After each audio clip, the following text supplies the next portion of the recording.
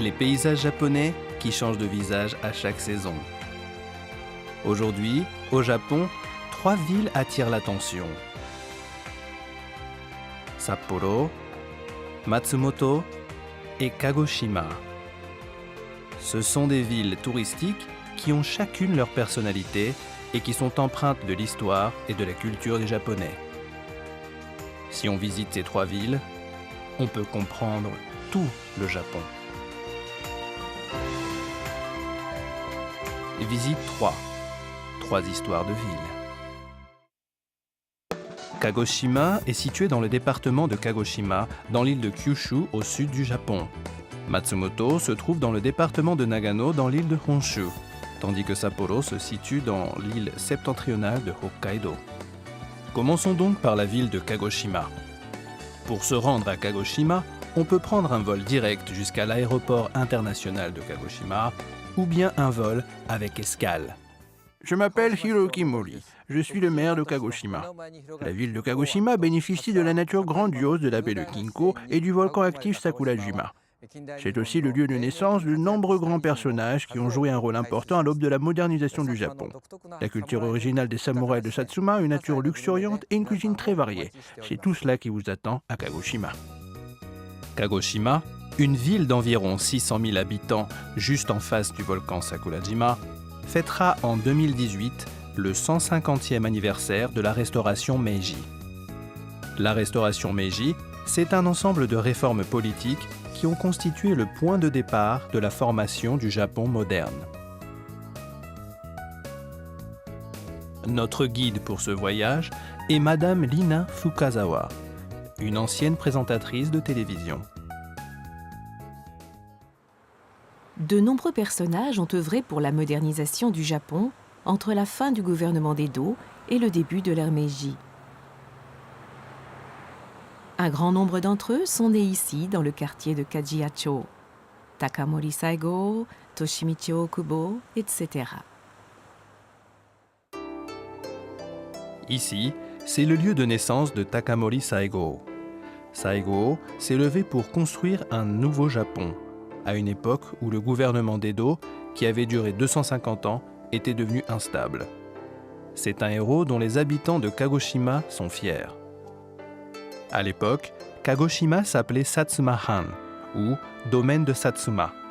La ville connaissait une industrialisation rapide par le biais du projet Shuseikan, qui visait à la construction de complexes industriels à l'occidental. Ce projet Shuseikan est le précurseur de la révolution industrielle au Japon. Il constitue le point de départ de la modernisation du pays. C'est Nariakira Shimazu, le seigneur du domaine de Satsuma, qui a dirigé ce projet. Il est surnommé le monarque avisé. Cette usine de machines de l'époque est devenue aujourd'hui un musée appelé Shoko Shuseikan. Il présente en particulier les accomplissements de Nariakira. Cette roue dentée est la première à avoir été utilisée dans une usine de filature au Japon.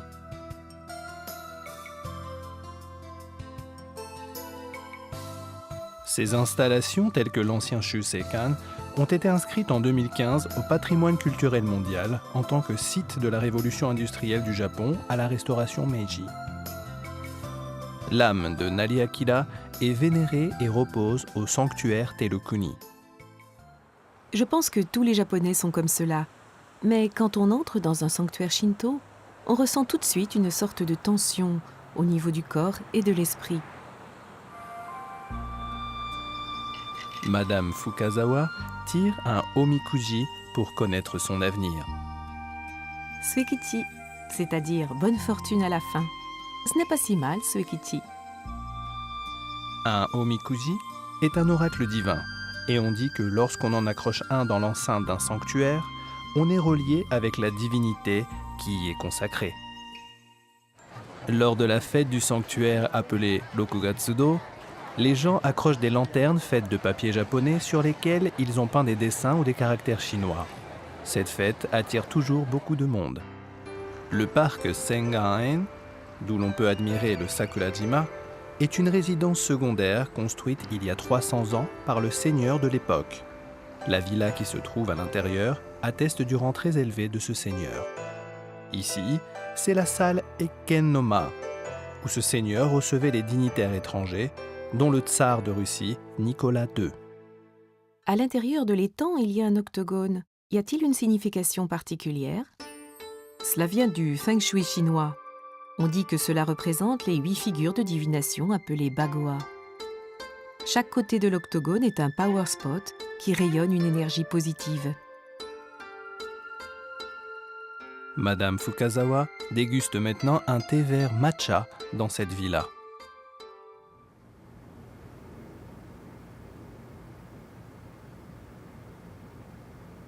Un magnifique jardin japonais et une gorgée de thé vert.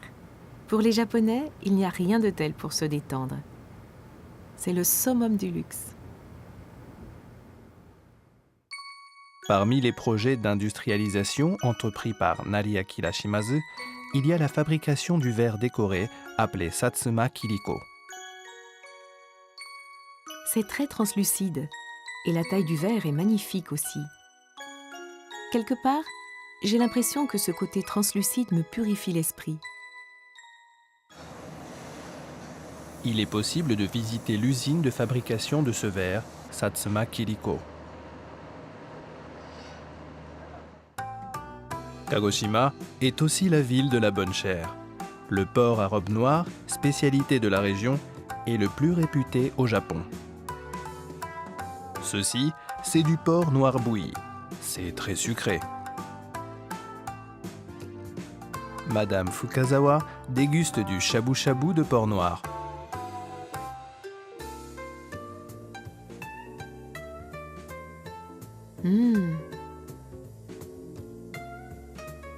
Le gras est légèrement sucré et ce goût très doux se répand dans toute la bouche.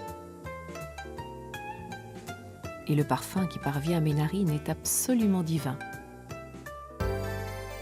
Le Sakurajima, vu depuis le belvédère.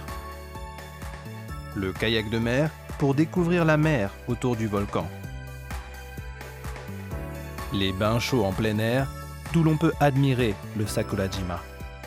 Les charmes de Kagoshima n'ont pas de limite.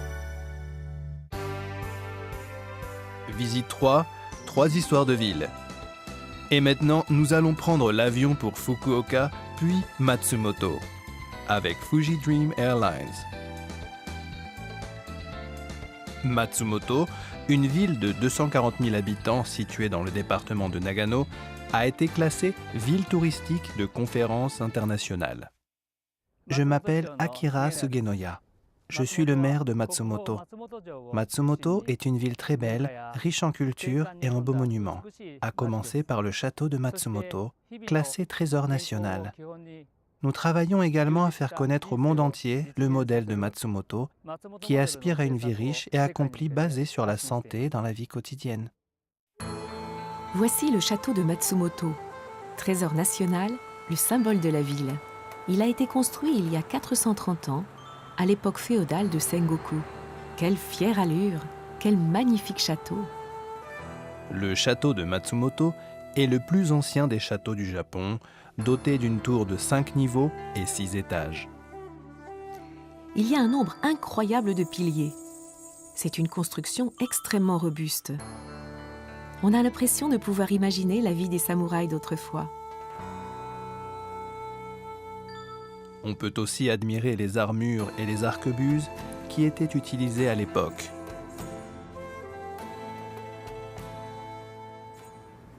Cette petite fenêtre, à quoi pensez-vous qu'elle servait? Cette fenêtre? En fait, c'est d'ici qu'on tirait avec les arcs et les arquebuses. D'ici? Regardez, on se mettait dans cette position et on sortait l'arquebuse. Ce château permettait d'utiliser les armes nécessaires à une bataille d'artillerie. Il permettait une excellente défense. Ah bon? Et ici, c'est le Tsukimi Yagura, une partie qui a été ajoutée lorsque la paix est enfin arrivée. C'est un endroit ouvert et élégant où l'on organisait des banquets tout en admirant la lune. Le château de Matsumoto est le seul du Japon à posséder ainsi deux visages, celui de la guerre et celui de la paix avec ce Tsukimi Yagura. Je suis arrivée tout en haut de la tour du château. On domine vraiment toute la ville de Matsumoto. Le seigneur de l'époque devait probablement admirer la ville de la même manière.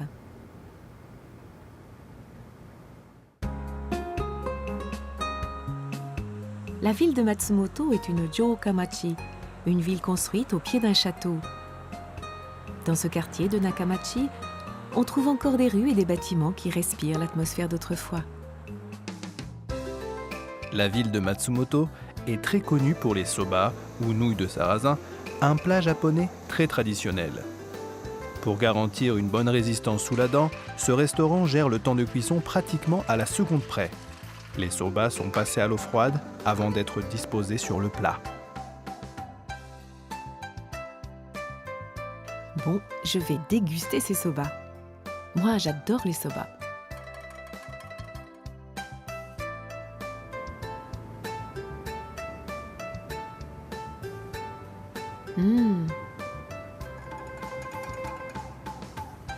Elles sont très fraîches. Leur parfum pénètre délicatement dans mes narines. Un parfum vraiment exquis. À Matsumoto, il y a beaucoup de restaurants et commerces très anciens. Par exemple, cette fabrique de sauce de soja, fondée il y a 111 ans. Ce baquet de bois est rempli de molomi, la pâte à partir de laquelle est fabriquée la sauce de soja.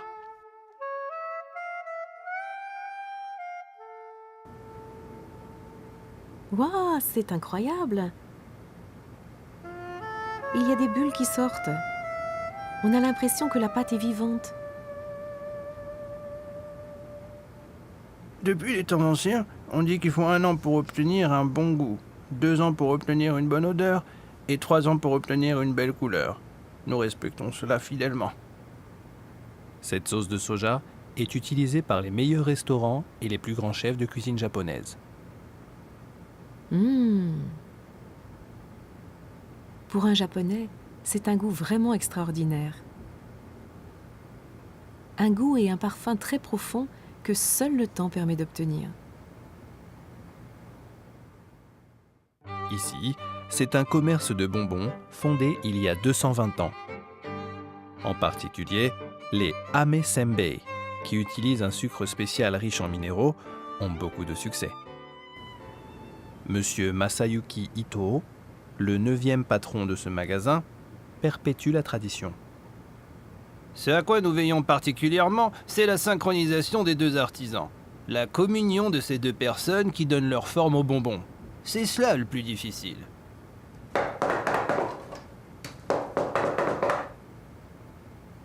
Le goût des minéraux se répand dans la bouche. C'est délicieux. Ici, c'est un musée où l'on peut voir des œuvres de l'artiste Yayoi Kusama, qui est mondialement connu. Matsumoto est aussi une ville où l'on peut voir de l'art d'avant-garde. Madame Kusama est originaire de Matsumoto. Les motifs de pois qui couvrent tout le champ de vision du spectateur constituent le thème principal de sa création. C'est une œuvre très connue de Yayoi Kusama, n'est-ce pas? Oui, c'est tout à fait représentatif de l'œuvre de Madame Kusama. Dans sa jeunesse, Madame Kusama avait des hallucinations et elle a fini par en faire le thème de ses peintures. Les motifs de pois sont une expression concentrée et simplifiée de ses hallucinations. Le corridor des miroirs, à base de pois blancs et rouges, est une expression du monde infini de Yayoi Kusama. Kamikochi est un endroit qui reçoit la visite d'environ 2 millions de personnes chaque année. Matsumoto est une ville de tradition, de culture et de nature.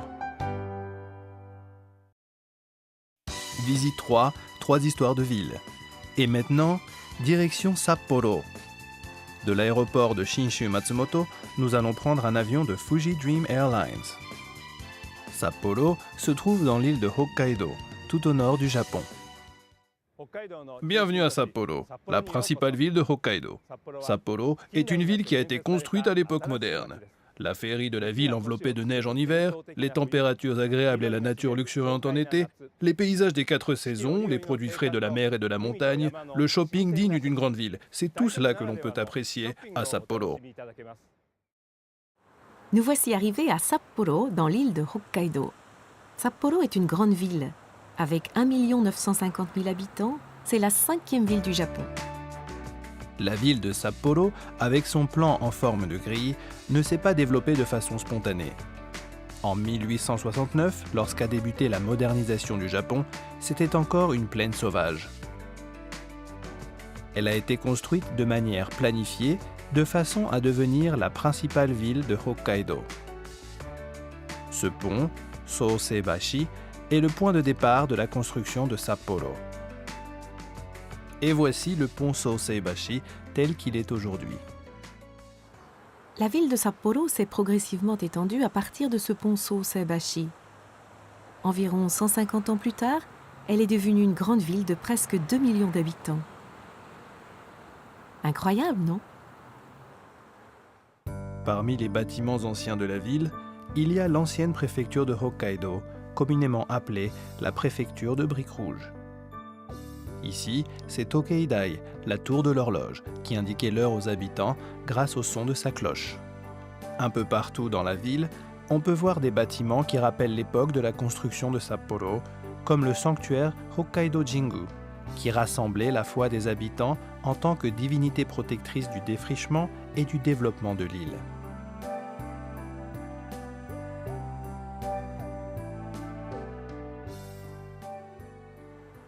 Une enfilade de portiques rouges. On a l'impression d'un espace d'une autre dimension. En tant que Japonais, lorsqu'on passe à l'intérieur de ces portiques appelés tori, on a vraiment le sentiment d'avoir le cœur purifié. À Sapporo, on peut pratiquer toutes sortes de sports d'hiver et d'activités de neige. Les raquettes permettent de marcher facilement dans la neige et d'être vraiment au cœur de la nature.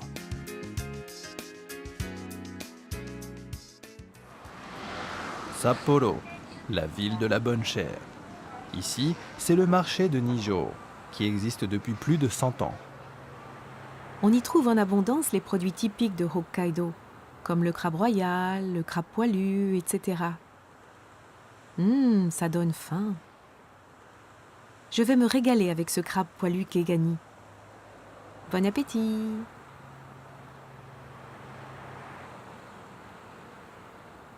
Merci, c'était délicieux. Dans les restaurants à l'intérieur et à l'extérieur du marché, on peut déguster toutes sortes de produits de la mer. Saumon, œufs de saumon, crabes, coquilles Saint-Jacques, oursins, etc. Ici, un kaisendon de luxe. Des produits incroyablement frais qu'on ne peut trouver qu'à Hokkaido. Ici, c'est Josankei Onsen, un village de sources chaudes naturelles qui fête cette année ses 150 ans. Un voyage au Japon ne peut se concevoir sans un onsen. Se plonger dans un bain en plein air, tout en admirant la neige, c'est vraiment extraordinaire. Une chambre avec tatami apporte une vraie détente de l'esprit. Regardez, dans la chambre, il y a même un temboboro, un bain avec vue sur l'extérieur. Se détendre dans l'eau chaude tout en admirant le paysage depuis sa chambre, c'est le luxe suprême.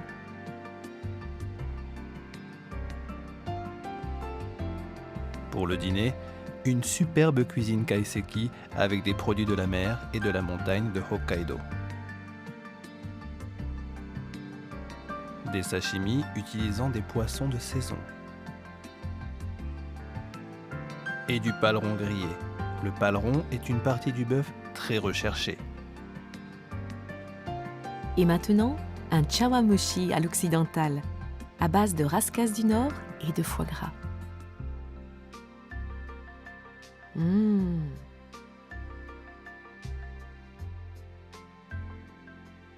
Il y a bien sûr le goût prononcé du foie gras, mais on sent bien le parfum du bouillon de rascasse.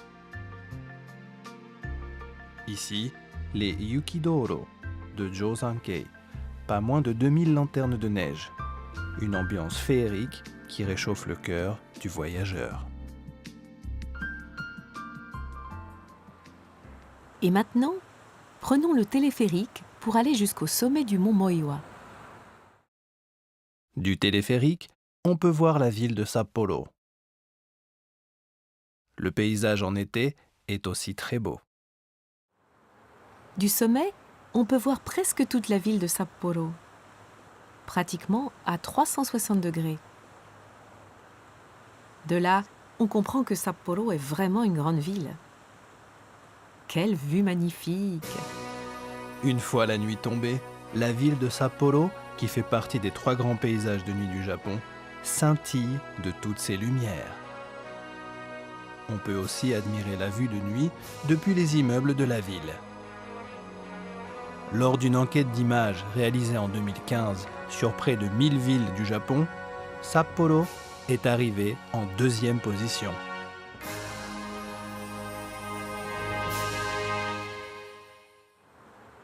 Nous venons de visiter 3 villes où l'on peut apprécier la culture, l'histoire et les traditions du Japon, tout cela mêlé d'éléments modernes. Maintenant, à vous de vérifier tous ces charmes par vous-même. Des expériences et des découvertes magnifiques vous attendent. Venez apprécier la bonne chère et les onsen. Nos paysages et nos traditions sont remplis d'un charme original. N'hésitez pas et venez s'il vous plaît découvrir nos 3 villes.